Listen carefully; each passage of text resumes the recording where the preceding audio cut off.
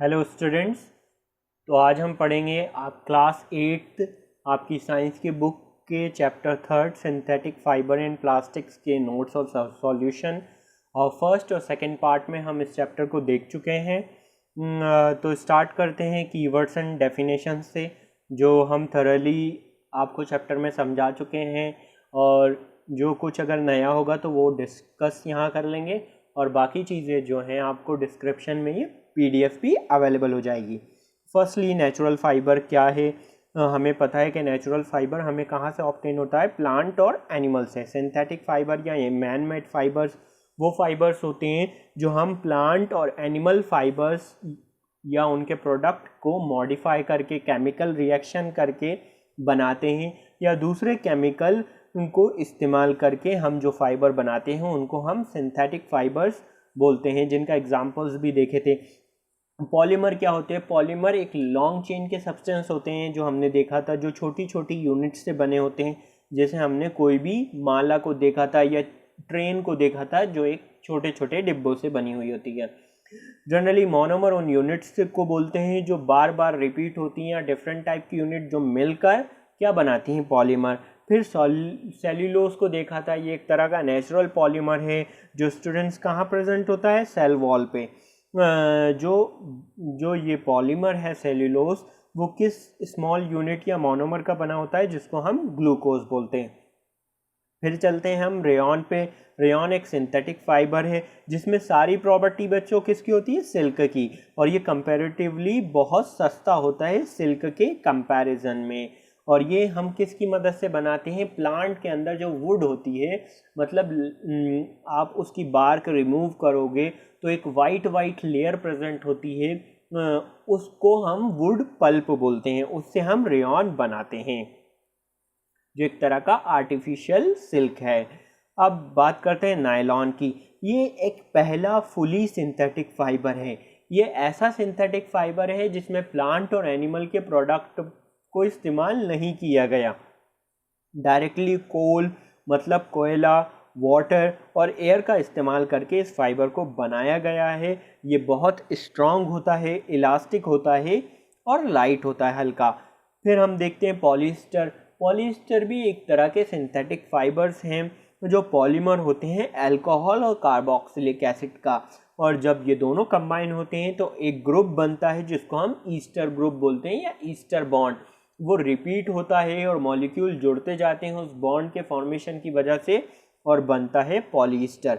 Polyester का better example जो है मोस्ट कॉमन, वो है टेरिलीन। पॉलिएस्टर, अल्कोहल और कार्बोक्सिलिक एसिड बच्चों ये आप स्टूडेंट्स हायर क्लासेस में अच्छे से पढ़ेंगे। फिर आते हैं एक्राइलिक पे। ये भी एक तरह का सिंथेटिक फाइबर है जिसमें किसकी प्रॉपर्टी है, सारी वूल्स की। और ये वूल से कंपैरेटिवली चीपर है। ये इसलिए बनाया गया क्योंकि जो आपका नेचुरल वूल होता था वो हमेशा महंगा पड़ता था, और सबको हम वूल अवेलेबल नहीं करवा सकते, क्योंकि जितने ज़्यादा लोग हैं उसके कंपैरिजन में शीप्स कम है, या यैक कम है, या यैक या शीप सिर्फ हिमालयन एरियाज में पाए जाते हैं, और बाकी उस एरिया में नहीं, जो इक्वेटर रीजन का है वहाँ नहीं प्रेजेंट होते। इस वजह से इस प्रॉब्लम को, और दूसरी बात यह है कि स्टूडेंट्स की वूल जो होता है वो ड्यूरेबल भी नहीं होता, मतलब ज़्यादा टाइम तक नहीं चलता। तो इन सारी परेशानियों को हटाने के लिए हमने एक्राइलिक बनाया है, जो एक तरह का सिंथेटिक वूल है। फिर बात करते हैं प्लास्टिक की। प्लास्टिक भी एक टाइप का पॉलीमर है, और ये सबसे अच्छी बात प्लास्टिक की क्या होती है कि ये ईजिली मोल्डेबल है। पॉलीथीन देखा था हमने, ये एक पॉलीमर है जो पॉलीथीन बैग बनाने में इस्तेमाल होता है। फिर थर्मोप्लास्टिक की बात है, तो थर्मोप्लास्टिक वो प्लास्टिक होता है जो बेंट हो जाते हैं इसलिए, या गर्म करने पर सॉफ्ट हो जाते हैं। थर्मोसेटिंग जो हीट करने पर सॉफ्ट नहीं होते और उल्टे हार्ड हो जाते हैं, जिनके एग्जांपल देखे। बायोडिग्रेडेबल जो डिकम्पोज हो जाएं आसानी से, फंगी, बैक्टीरिया, वेजिटेबल के थ्रू। और नॉन बायोडिग्रेडेबल सब्सटेंस बच्चों वो जो डिकम्पोज ना हो, जैसे कि प्लास्टिक, पॉलीथीन। अब रिड्यूस प्रिंसिपल जो है 5R प्रिंसिपल देखा था कि नेचर को हम कैसे कंजर्व करें और सस्टेनेबल ग्रोथ करें। सस्टेनेबल ग्रोथ मीन्स कि हम इन्वायरमेंट को बिना नुकसान पहुंचाए कैसे ग्रो करें। ये रिड्यूस मतलब होता है कि हमें उन सब्सटेंस को जो नेचर को हार्म पहुंचा रही हैं उनको कम से कम इस्तेमाल करना है। रीयूज़ मतलब एक ही चीज़ को बार बार मल्टीपल टाइम्स अलग अलग जगह पे यूज़ करना। रिसाइकिल मतलब एक बार इस्तेमाल करके उसको पिघला के और उसका दूसरा मटेरियल बनाना। रिकवर मतलब जो पहले से नेचर में प्लास्टिक प्रेजेंट है उसको इकट्ठा करना और उसको दूसरी चीज़ों के लिए इस्तेमाल करना। रिफ्यूज़ मतलब छोड़ देना, इस्तेमाल नहीं करना और ज़्यादा कोशिश करना कि इन चीज़ों का इस्तेमाल ना करें। एक्सरसाइज पे चलते हैं, फिर हम explain the why fibres are called synthetic. तो हम ये देख चुके हैं there are the some fibres. Actually आप कंफ्यूज ना हो, फाइबर ऐसे भी लिखा जा सकता है FIBER और दूसरा तरीका FIBRE। ये ब्रिटिश और अमेरिकन इंग्लिश का डिफरेंस होता है। That are prepared by using chemical, these are called synthetic fibre. These are made up of a small unit that join together to form a long chain. Example of synthetic fiber is rayon, polyester, acrylic. फिर बात करते हैं बच्चों, mark the correct answer. Rayon is different from synthetic fibre because it is obtain from wood pulp. यही बात इसकी unique है। हम यहाँ डायरेक्टली आंसर देखेंगे बच्चों, क्योंकि बाकी आपको अपनी बुक्स में क्वेश्चन वैसे ही मिल जाएंगे। अब fill in the blanks with appropriate word. तो synthetic fibre are also called artificial और मेन मेड फाइबर या सिंथेटिक सेकंड चलते हैं बी पे। Synthetic fibre are synthesised from a raw material called petrochemicals. वो सारी चीज़ें जो कहीं ना कहीं पेट्रोकेमिकल इंडस्ट्री से रिलेटेड है उनको हम पेट्रोकेमिकल सब्सटेंसेस बोलते हैं। Like synthetic fibre plastic is also polymer. Give example which indicate that a nylon fibre are very strong. तो आपको पता है कि nylon fibre are very strong. It is used in making ropes for climbing rocks and making parachute. मतलब nylon fibre किस किस में इस्तेमाल होते हैं? माउंटेन क्लाइंबिंग में, पहाड़ों में चढ़ने में और पैराशूट बनाने में। तो मतलब इतनी ज़्यादा इनकी ताकत है, ये इससे आप समझा सकते हैं। क्या क्या कैरेक्टरिस्टिक्स हैं जिसकी वजह से प्लास्टिक को इस्तेमाल किया जाता है फूड स्टोरेज करने में? Explain why plastic container are favoured for storing food. तो पहली कैरेक्टरिस्टिक्स जो है लाइट वेट है, दूसरी लोअर प्राइस है, फिर है गुड स्ट्रेंथ मतलब ताकत, फिर इजी हैंडलिंग मतलब आसानी से आप इसको उठा सकते हो। Explain difference between thermoplastic and thermosetting plastic. तो thermoplastic it can easily bend, it can be soften easily by heating, thus it can be reshaped. तो बात ये समझ में आई कि जो हमने देखी थी पहले ही। और थर्मोसेटिंग वो होते हैं जो बेंड नहीं होते, जो ब्रेक हो जाते हैं और सॉफ्ट नहीं होते हीट करने पर, जो बेंड नहीं होते और बेंड करने आप अगर ज़्यादा फोर्स लगाओगे तो टूट जाएंगे। Explain why the following are made of thermosetting plastic. पहला, saucepan handles, electric plug switches और प्लग बोर्ड।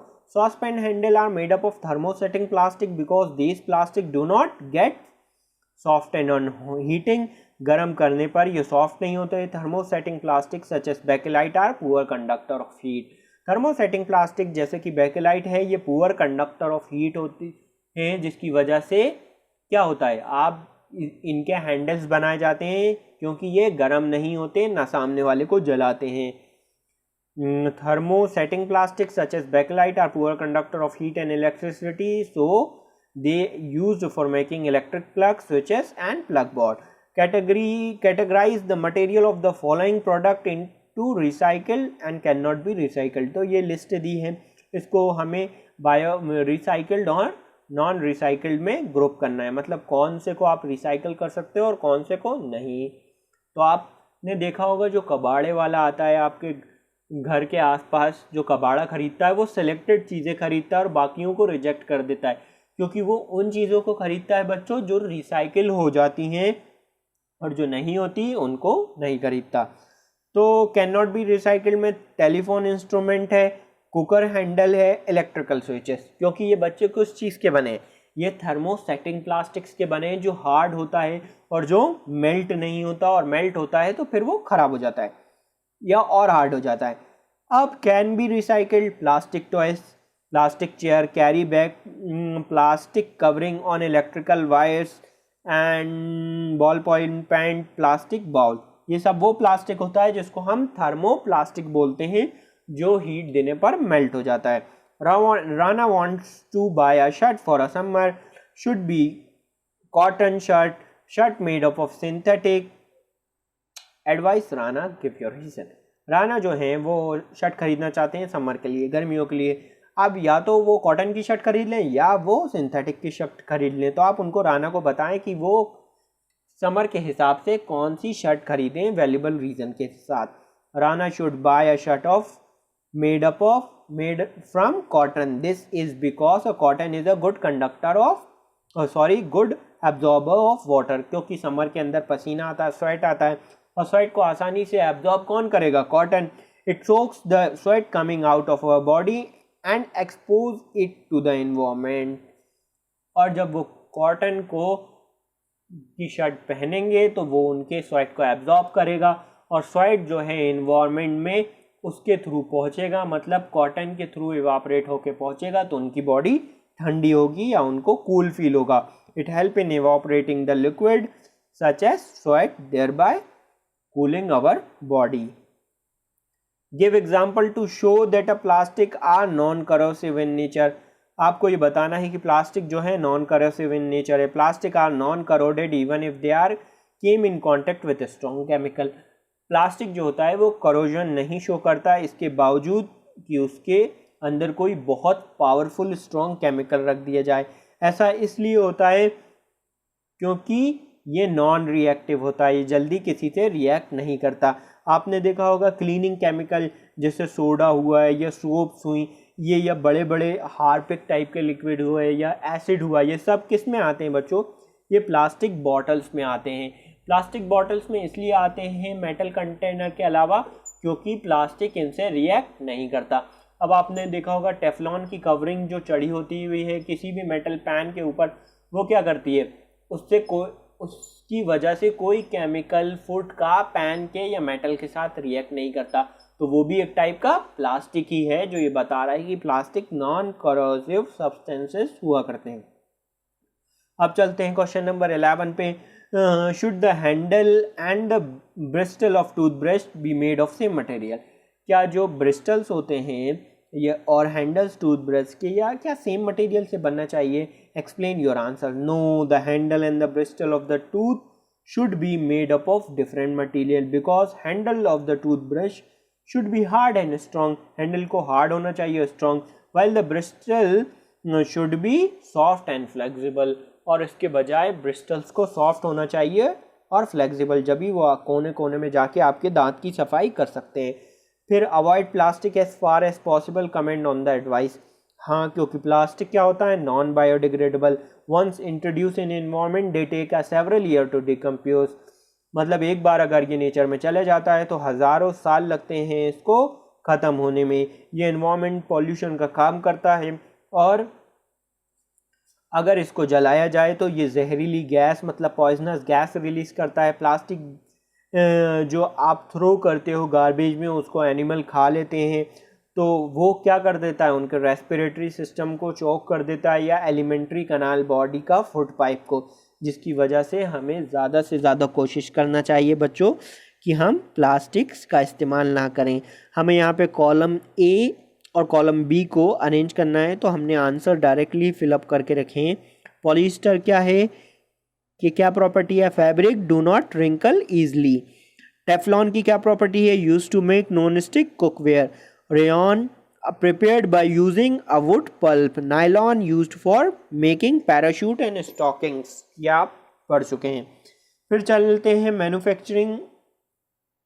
आते हैं मैन्युफैक्चरिंग कहाँ पे? Manufacturing synthetic fibre is actually helping conservation of forest. Raw material of synthetic fibers are mainly derived from the plants, and this means cutting off lot of trees. This lead to a deforestation actual में, but a raw material of synthetic is mainly petrochemical।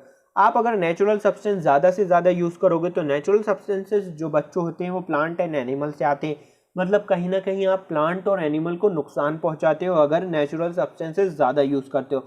लेकिन अगर आप synthetic fibres, natural fibre की जगह synthetic fibres use करते हो तो उनके जो रॉ मटेरियल है या जिनसे वो बनाए जाते हैं वो ज़्यादातर पेट्रोकेमिकल इंडस्ट्रीज है, जिसको इस्तेमाल करके आप नेचर को आसानी से बचा सकते हो। मतलब कम से कम पेड़ कटेंगे आप अगर सिंथेटिक फाइबर्स का इस्तेमाल करो। Describe an activity to show that a thermoplastic is a poor conductor of electricity. आपको एक ऐसी एक्टिविटी बताना है जिसमें थर्मोप्लास्टिक्स को बताना है कि पुअर कंडक्टर ऑफ इलेक्ट्रिसिटी है। तो आपको एक सर्किट बनाना आना चाहिए। We will design a circuit to see a thermoplastic are poor conductor of electricity. We need a bulb, some wire, battery and a piece of metal and piece of plastic. Set up the circuit first with a metal and then the plastic pipe. After you switch on the current, you will observe that a bulb glow in the former case and in latter case bulb does not glow. That the plastic shown is to be a poor conductor. अब ये देखें, पहले case में जहां आपने wire के साथ metal लगाया है वहाँ मेटल के अंदर से इलेक्ट्रिसिटी पास हो रही है जिसकी वजह से बल्ब जल रहा है। दूसरी जगह आपने प्लास्टिक थर्मोप्लास्टिक लगाया है तो बैटरी से आने वाला करंट थर्मोप्लास्टिक के थ्रू पास नहीं हो रहा और दूसरी तरफ वायर में नहीं जा रहा जिसकी वजह से आपका बल्ब नहीं जल रहा है। ये बता रहे हैं कि थर्मोप्लास्टिक एक पुअर कंडक्टर है। कुछ हम एक्स्ट्रा क्वेश्चन करेंगे और शॉर्ट आंसर टाइप के क्वेश्चन पहले देखेंगे। A person has to make a non stick pan. He has a 3 type of plastic: Bakelite, Teflon, PVC. Which plastic will you use for coating and why? अब उसके पास जो person है उसको non stick pan बनाना है। 3 type के plastic हैं, Bakelite है, Teflon है, पीवीसी है। पीवीसी मैंने आपको बताया था ये पाइप्स जो होते हैं पॉलीविनाइल क्लोराइड इसका फुल फॉर्म होता है। तो जनरली जो पर्सन है उसको अगर नॉन स्टिक पैन बनाना है तो उसको क्या यूज करना पड़ेगा? Teflon. A person will use a Teflon because it not affect by heat and does not react chemically with other substance. Differentiate between synthetic and natural fibers. तो ये हम पहले भी पढ़ चुके हैं। What is how is rayon is made? Give one advantage of using rayon. तो rayon is made from the wood pulp by treating it chemically. It is cheaper than the silk but can be woven like fiber. ये हम देखा था हमने, तो हमने इसको वापस से एक बार और देख लिया। Is nylon fiber so strong that we can use it to make parachute? Yes, nylon is very strong and it can be used for making parachute and climbing. Give some uses of PET. तो PET आपने पढ़ा था, क्या था इसका full form? Poly ethyl terephthalate. ये जो होता है ये बॉटल के बनाने में, यूटेंसिल के बनाने में और जनरली किचन के छोटे मोटे बॉक्सेस, बॉटल्स और दूसरे कंटेनर बनाने में इस्तेमाल होता है और वायर बनाने में। Give the composition of polycot and polywool. Polycot is a mixture of polyester and cotton and polywool is a mixture of polyester and wool. ये आप एक बॉक्स में भी देख चुके हैं जब अपन चैप्टर पढ़ रहे थे। What property of plastic make it useful for many things? कौन कौन सी प्रॉपर्टी है जिसकी वजह से बहुत ज़्यादा प्लास्टिक का इस्तेमाल होता है? पहली चीज़ रिसाइकल हो जाता है, दूसरी चीज़ रीयूज हो जाता है, फिर कलर्ड हो जाता है, फिर आसानी से मेल्ट हो जाता है, फिर आसानी से रोल करके शीट बना सकते हो, फिर इसके वायर बना सकते हो, इसलिए ये ज़्यादातर इस्तेमाल होता है। Why is melamine used for making kitchen ware? क्यों मेलामाइन को इस्तेमाल करते हैं किचन के चीज़ों में, सब्सटेंसेस को बनाने में? मेलामाइन क्या करता है? रेजिस्ट करता है फायर को, टॉलरेट करता है हीट को बहुत ज़्यादा और इसलिए ये बेटर होता है दूसरे प्लास्टिक से, इसलिए इसको इस्तेमाल करते हैं किचन वेयर में। Bucket and chair are made up of plastic are better. Why? जो बकेट और चेयर्स होती हैं वो प्लास्टिक की बनी होती हैं और वो बेटर होती हैं। These are made up of thermoplastic which is strong, light and durable, जिसकी वजह से वो ज़्यादा टाइम तक चलती हैं। फिर हम देखते हैं लॉन्ग आंसर टाइप के questions. Give advantage of polythene over a natural material. अब जो पॉलीथीन है उसके क्या क्या फ़ायदे हैं? पहली बात वाटर रेजिस्टेंट है, दूसरी बात स्ट्रॉन्ग है और फ्लेक्सिबल है ना। पॉलीथीन में ऐसा मेटल कंटेनर की तरह फिक्स शेप नहीं है, आप तो जैसा मटेरियल डाल दो उसके अंदर वो शेप की हो जाती है। Rolled into sheet and wire, उसका वायर भी बना सकते हो पॉलीथीन का और शीट भी बना सकते हो आप। फिर है does not change smell of the substance. अगर आप पॉलीथीन में कोई चीज़ रखते हो तो उसकी स्मेल नहीं बदलती, मतलब पॉलीथीन की स्मेल सब्सटेंस में नहीं आती फूड सब्सटेंस में और फूड की स्मेल पॉलीथीन में नहीं जाती। ये एक बहुत बड़ा एडवांटेज है अगर आप खाने का मटेरियल फूड आइटम स्टोर करते हो। Give the uses of bakelite, nylon and acrylic. तो ये भी हम देख चुके हैं कि बेकेलाइट जो आपका प्लग बनाने में, स्विचेस बनाने में इस्तेमाल होता है स्टूडेंट, और नायलॉन जो है वो टेक्सटाइल इंडस्ट्री में, क्लोथ्स में यूज़ होता है, सॉक्स में यूज़ होता है, और ये आपके ट्रैक सूट्स में यूज़ होता है। और एक्राइलिक जो होता है वो नेचुरल सब्स्टिट्यूट है वूल का, स्वेटर और ब्लैंकेट में इस्तेमाल होता है। फिर कुछ रेयॉन के एडवांटेज पूछे हमें क्वेश्चन नंबर 3 में। तो ये सिल्क की तरह होता है, इसको डाई कर सकता है मैनी कलर में, चीप होता है और ड्यूरेबल, ज़्यादा टाइम तक चलता है और सस्ता होता है। What are advantage of nylon and its uses? Nylon के एडवांटेजेस यूजेस, नायलॉन स्ट्रांग होता है, इलास्टिक होता है, लाइट होता है, लस्ट्रस मतलब शाइनी होता है, इजी टू वॉश आसानी से धुल जाता है। ये इस्तेमाल होता है socks, rope, 10 toothbrushes, sleeping bags और कर्टेन और पैराशूट और रॉक क्लाइंबिंग के लिए इस्तेमाल होता है। What are advantages of using fabric made of polyester? क्या क्या एडवांटेज हैं अगर आपका फैब्रिक जो है वो पॉलिस्टर से बना हो? ईजी टू मेंटेन, आसानी से आप उसको मेंटेन कर सकते हैं, मतलब ज़्यादा परेशानी नहीं आती उसको रखने में, या मतलब स्पेशल केयर उसको चाहिए नहीं रहता। इजी टू वॉश, आसानी से धुल जाता है। Do not gate wrinkled easily, मतलब उसमें शैलें नहीं आती, सिलवटें, मतलब आपको नॉट रिक्वायर आयरन फ्रिक्वेंटली, मतलब उसको बार बार आयरन करने की ज़रूरत नहीं होती। Why people prefer to wear acrylic sweater than a pure wool sweater? क्यों लोग एक्राइलिक या सिंथेटिक वूल को प्रेफर करते हैं प्योर वूल के कंपैरिजन में? एक्राइलिक स्वेटर आर चीपर, ये बहुत सस्ते होते हैं वूल के स्वेटर से, और इजी टू मेंटेन, आसानी से उनको मेंटेन किया जा सकता है। They are available in many colours and more durable as compare to wool, और ज़्यादा टाइम चलते हैं अगर आप कंपेयर करो किसी भी वूल से। What are the disadvantages of wearing synthetic fibre? क्या क्या डिसएडवांटेज हो सकते हैं सिंथेटिक फाइबर को वेयर करने में? ये क्या करता है, बहुत जल्दी फायर को कैच कर लेता है, बहुत आसानी से मेल्ट हो जाता है, और जो इंसान इसको पहने होता है बच्चों, उसकी बॉडी में ये स्टिक हो जाता है, जिसकी वजह से ये बहुत ज़्यादा हार्म भी कॉज कर सकता है। ड्यूरिंग समर सिंथेटिक फाइबर जो होता है वो पसीने को, मतलब स्वेट को एब्जॉर्ब नहीं करता। A person wearing it feel uncomfortable, यहाँ मिस्टेक हो गई, यहाँ UN आएगा, यहाँ कंफर्टेबल नहीं अनकंफर्टेबल होगा। How useful is health care industry? How plastic useful in health care industry? तो प्लास्टिक को हम किस लिए इस्तेमाल करते हैं?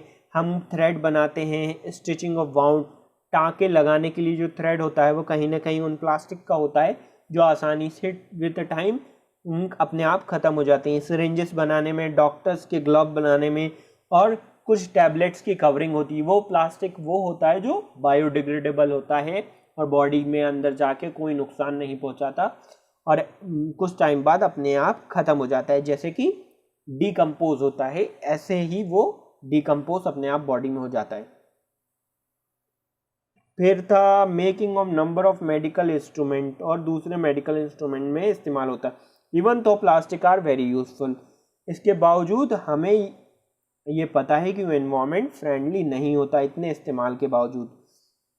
Plastic are very useful but their disposal is big problem, यही बात हमें समझना है। Plastic are non biodegradable and take many years to decompose, they release lot of poisonous fuels when burned, so they cause environmental pollution. Give method to solve the problem of plastic. Pollution due to plastic can be solved by the following method. Use bags made of jute or cloth. Avoid the use of plastic as far as possible. Biodegradable and non-biodegradable waste should be separated and disposed of separately. Plastic should be recycled and reused. ये काम करके हम क्या कर सकते हैं students, आसानी से हम उस लाइफ को अप्रोच कर सकते हैं या लिव कर सकते हैं जिसमें आप नेचर को कम से कम नुकसान पहुंचाते हैं। इसी के साथ थैंक यू।